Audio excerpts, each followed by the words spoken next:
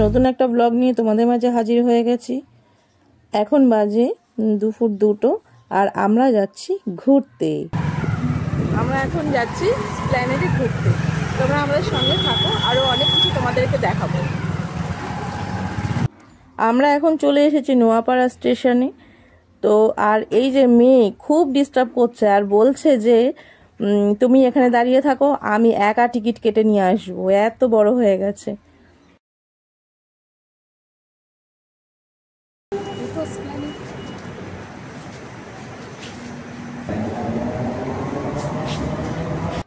এর শুধু পাকামুগিরি, সারাক্ষণ খালি হাতটাকে চেপে ধরে রেখেছে, বলছে না তুমি পড়ে যাবে, তুমি আমার হাতটা চেপে ধরো, না হলে তুমি পড়ে যাবে।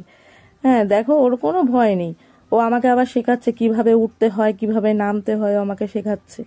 বলছে দেখো এইভাবে পাড়া দেবে, না হলে কিন্তু পা আটকে যেতে পারে। এটা কিন্তু আমাদের মেট্রো নয়। এখন বাজে 3:40 আর আমাদের মেট্রো হচ্ছে 3:45। আমাদের মেট্রো এখন আসে।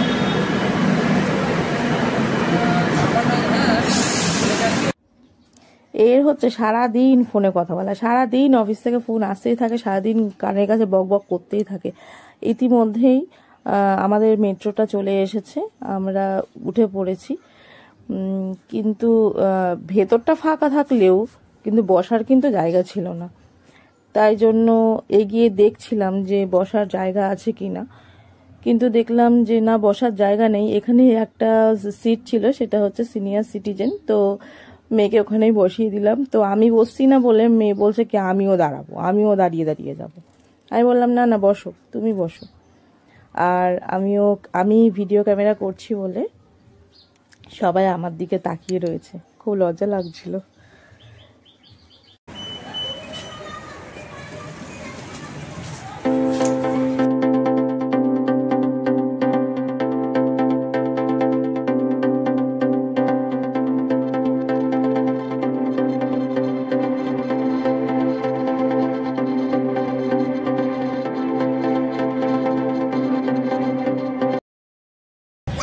আমরা সিলেবাসের সামনে চলে এসেছি।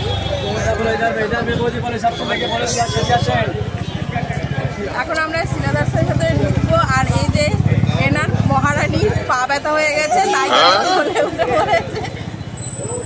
এত হাঁটা অভ্যাস নেই তো কোলে উঠে পড়েছে। আমরা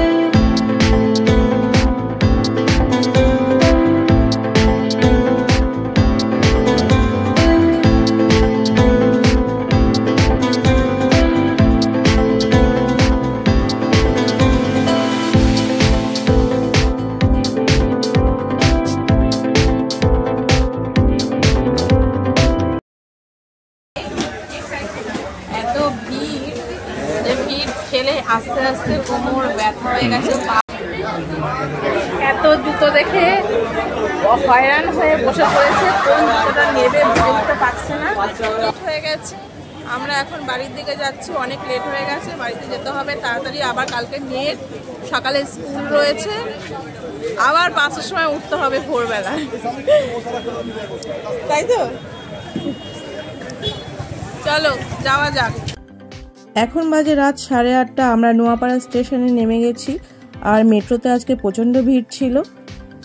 তো আজকের ভিডিওটা ঠিক এই পর্যন্তই। আবার কালকে নতুন ভিডিও নিয়ে হাজির হয়ে যাব। আমার ভিডিওগুলি কেমন লাগছে লাইক কমেন্ট করে শেয়ার করে জানিয়ে দিও।